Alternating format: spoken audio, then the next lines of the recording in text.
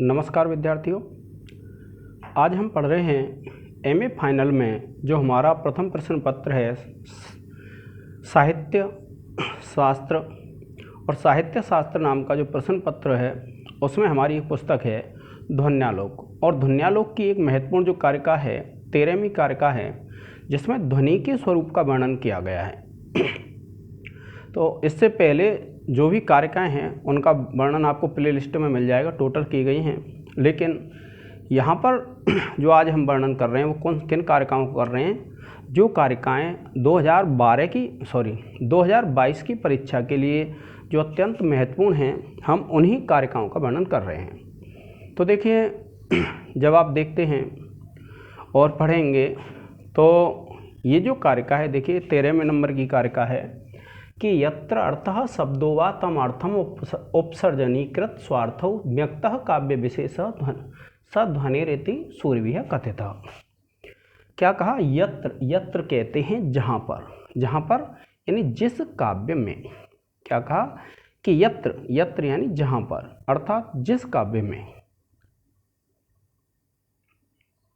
क्या कहा कि यत्र जहाँ पर अर्थः शब्दो वा यानी अर्थ अथवा शब्द, अर्थात जहाँ पर अर्थ अपने को अथवा शब्द अपने अर्थ को। तो यत्र अर्थ शब्दो वा तम अर्थम, उस अर्थ को यानी अपने अर्थ को उपसर्जनीकृत स्वार्थो के उपसर्जनीकृत कहते हैं गुणीभूत करके, यानी अपने अर्थ को गुणीभूत करके उस, क्या कहते हैं, तम अर्थम, उस अर्थ को व्यक्त करता है। कौन से अर्थ को? उस प्रतीयमान अर्थ को अभिव्यक्त करता है। स ध्वनिरिति सूर्यभिः कथितः, कि उसको जो सूर्यवी हुए हैं, जो विद्वान हुए हैं, उन्होंने क्या कहा है? ध्वनि कहा है।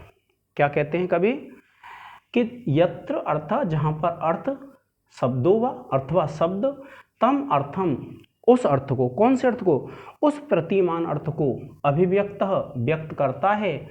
उपसर्जनीकृत स्वार्थौ, अपने स्वार्थ को, अपने अर्थ को उपसर्जन करके, गुणीभूत करके, काव्य विशेष, जो काव्य विशेष होता है, सध्वनिरिति, वही ध्वनि कहलाता है। और सूर्यभिः कथितः, कि जो विद्वान हुए हैं काव्य शास्त्र के, उन्होंने इस बात को कहा है। क्या कहा है? कि जहाँ अर्थ अपने को अथवा शब्द अपने अर्थ को गुणीभूत करके उस प्रतीयमान अर्थ को अभिव्यक्त करता है, उस काव्य विशेष को विद्वान लोगों ने क्या कहा? ध्वनि कहा है। आ गया होगा आपके समझ में।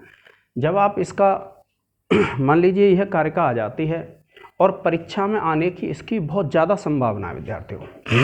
तो देखिए, जब आप सबसे पहले तो क्या करेंगे, संदर्भ लिख देंगे।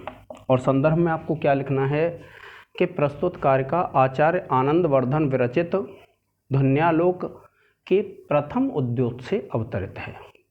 फिर आप लिखेंगे प्रसंग, और प्रसंग में लिखेंगे विद्यार्थियों, आप लिखेंगे इस कारिका में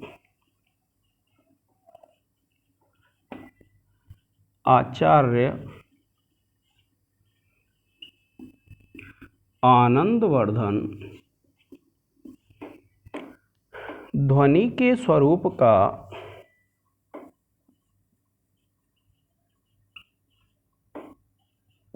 वर्णन करते हुए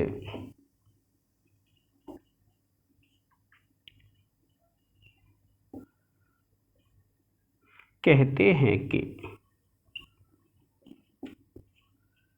ठीक है विद्यार्थियों, ये आपका संदर्भ हो जाएगा। फिर व्याख्या में आप ये अर्थ लिखेंगे।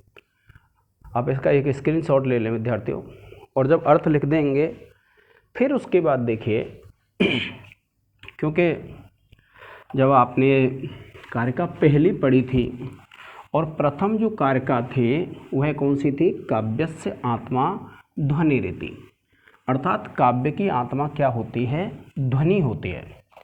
यह बताया गया था कि काव्यस्य आत्मा ध्वनिरिति भाक्तम आउस्तमन्ये तस्याभावम जगदुपरे। ये वाली कारिका थी जो आपने पढ़ी। और क्या पढ़ा था आपने? देखिए कि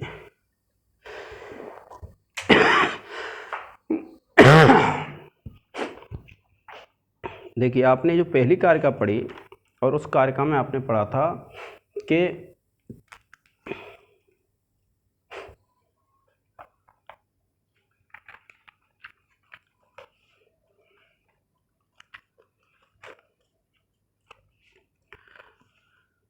आपने पढ़ा काव्यस्य आत्मा ध्वनिरिति, पहली पंक्ति थी। फिर तस्याभावम जगदो उपरे भाक्तम आउस्तम अन्य केचित वाचाम स्थितिम अविषये तत्वमुचुस्तदीयम तेन ब्रूमः स हृदय मन प्रीते तत्स्वरूपम। अब देखिए इसके बाद जो अभाववादी थे, कौन थे? अभाववादी। अभाववादी किनको बोलते हैं? जो व्यक्ति अभाव मानते हैं ध्वनि का। इनके मत में क्या होता है? इनके मत में ये होता है ध्वनि नहीं है। तो उन्होंने कहा इनके 3 विकल्प हो सकते हैं। एक तो विकल्प ये कहा था इन्होंने कि ये शब्दार्थ जो शरीर होता है, क्या कहा कि इन्होंने कहा था कि शब्दार्थ शरीरम तावत काव्यम,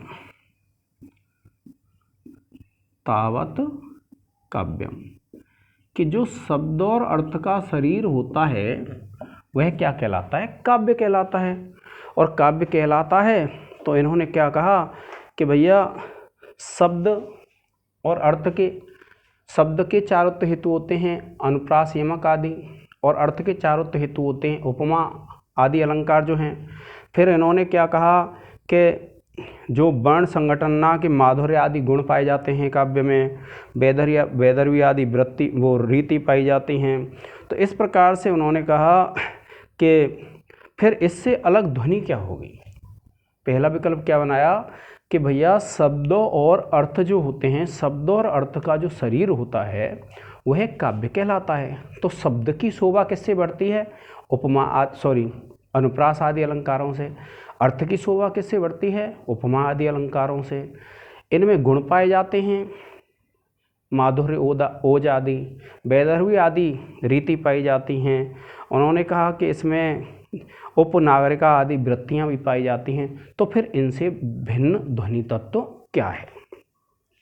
फिर उसके बाद देखिए जो दूसरा इन्होंने कहा कि भैया दूसरा जो तथ्य दिया था, तो वो दूसरा तथ्य क्या दिया था कि भाई दूसरा जो तर्क था इनका ये था कि अन्य व्रीहो नास्ति एव ध्वनिया, कि दूसरा जो मत था वो क्या था कि दूसरे व्यक्ति ये कहते हैं कि ध्वनि है ही नहीं।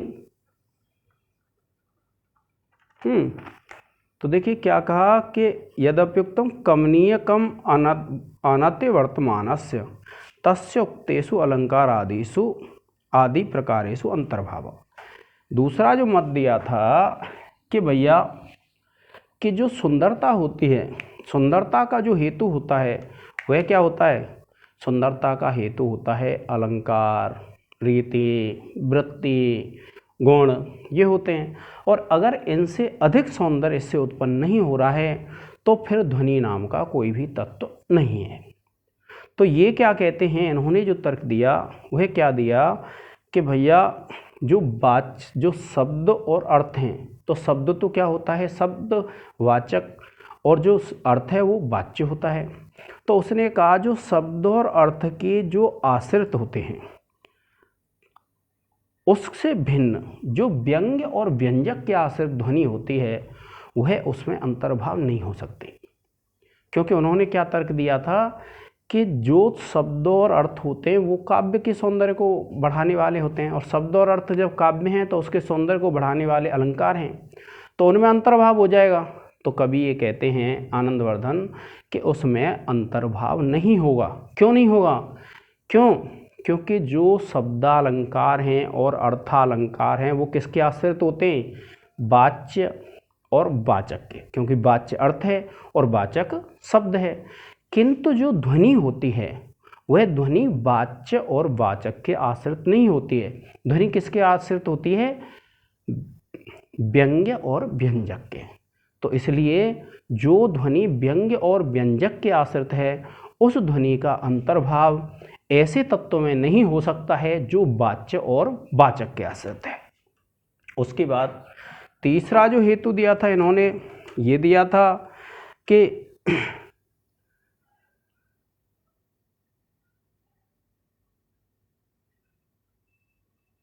कि ध्वनि नाम का कोई पदार्थ संभव नहीं है। तो ध्वनि नाम का पदार्थ संभव नहीं है तो विद्वानों ने खुद ही बताया है। देखिए क्या बताया है, तो यत्र अर्थः शब्दो वा तम अर्थम उपसर्जनीकृत स्वार्थौ, जहाँ पर शब्द और अर्थ यानी अर्थ स्वयं को और शब्द अपने अर्थ को गुणीभूत करके उस प्रतीयमान अर्थ को व्यक्त करता है, वह काव्य विशेष ध्वनि कहलाता है। अर्थात जहाँ शब्द और अर्थ का प्रभाव गौण हो जाए, गुणीभूत हो जाए और जहाँ व्यंग्य अर्थ प्रतीत होने लगे तो उसी को क्या कहते हैं, ध्वनि काव्य कहते हैं। और उस काव्य विशेष को जब ध्वनि काव्य कहते हैं तो इसने किसने कहा है, सूरवीय कथित कि विद्वानों ने उस काव्य को ध्वनि काव्य कहा है। और इसलिए कहा है आनंदवर्धन ने काव्यस्य आत्मा ध्वनिरेति, कि जो काव्य होता है उसकी आत्मा क्या होती है, ध्वनि होती है। इस प्रकार से किसने कहा, आनंदवर्धन ने कहा है। आप इसका एक स्क्रीनशॉट ले लें विद्यार्थियों, और फिर जब आप उसमें जाएंगे तो समीक्षा में जा कर के आप और एक आध विचारक का अपना मत रख देंगे और आपकी व्याख्या पूर्ण हो जाएगी। तो आज के इस लेक्चर में विद्यार्थियों इतना ही। जय हिंद, जय भारत।